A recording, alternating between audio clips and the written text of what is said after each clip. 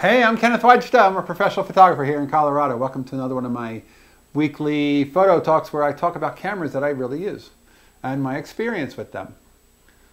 And I think it's important to talk about cameras that don't work well too, because I always feel like if you go into a restaurant and you say, how's such and such, and they say it's great, and then you ask how such and such is, and they say that's great, it's like, tell me something that's not good. So I have a sense that there is some good and some not so good, and there is some gauge. Well, today's is a good. Today is the Nikon FA, which, if you've never heard of the FA was one of those, I want to say, undersold stepchildren of the Nikon line. When the FM2 and the FE2 were going out, the FM2 was all mechanical, 100%, no batteries needed. The FE2 had Aperture Priority. The FA had full program control and a matrix metering. And it was revolutionary at the time. And I've been using it lately with a 105 2.5. It's an old 1970s lens that's been AI converted to work with the automatic indexing. That's what AI stands for. And I was reading a blog post by Mike Johnston of the Online Photographer, and I'll put a link to it in the show notes. And it was fascinating to see him talk about how portraits are made and how some lenses can be too sharp for portraits. And I thought, I really like the way this lens renders for portraits. The 105 2.5, you could pick that up for under $200. And that lens was the lens that shot Afghan Girl on Steve McCurry's National Geographic cover. And it's a sweet, sweet lens, pretty fast, and a great portrait lens. I'm a big fan of 100 millimeters instead of a 135 or an 85, even though I like an 85 sometimes too. I'm not much of a 135 person, but the 105, I like that focal length. When I'm at a friend's house and I'm just walking around looking for portraits to make of people, it's a great lens. I can stay a little bit further away than with the 51.4. And it's still fast enough.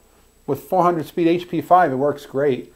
And the matrix metering is so accurate in this camera, you can put it on program and point and shoot.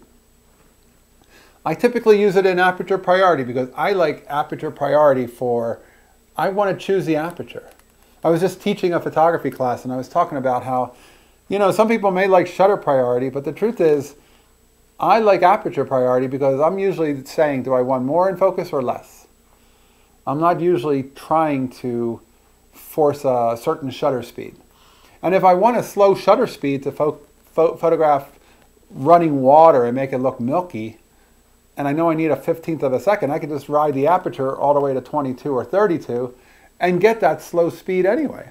So to me, Aperture Priority is the master for the way I work. And I tend to set all my cameras for 2/3 of a stop under what the film is rated because I want to make sure my negatives are a little bit dense. I want good thick negatives. I don't want thin negatives that make everything look muddy and they don't have good contrast. So if you are looking for a camera, the FA often is missing this grip on the side. It's a little right hand grip. I often see that missing. Try to get one with it. It's nicer to hold with it. And it's as same body size as the FE2 and the FM2. In fact, the motor drive, if you want a motor drive, they made the MD15, which will work specifically on this camera, but they made the MD12 for the other two, and that will also work on this camera. So I like the MD12. I used that all my photojournalist career, and I still have a couple of cameras with the motor drive on them. This one I usually carry without. Great, great camera. FA, I guess it means fully automatic. It might mean something else. It's a good camera and one that I would recommend. And typically I do walk around with a 51.4 on it. Try a 105. I'm not a wide angle guy, but when I'm at parties, I like making portraits of people, and the 105 is such a sweet focal length for doing that.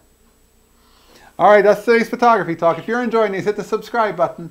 If you can support, hit the Patreon. Thanks to everybody who is doing that. And I will be back next week. We'll talk more photography. As always, here's to good light.